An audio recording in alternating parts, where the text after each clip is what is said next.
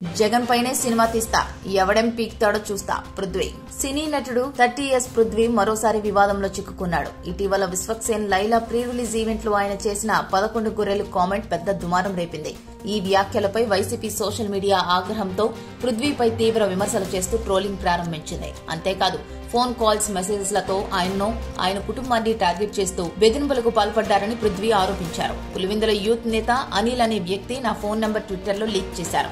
2029లో మంగళగిరిలో నిన్ను లేపేస్తాం అంటూ బెదిరించారు.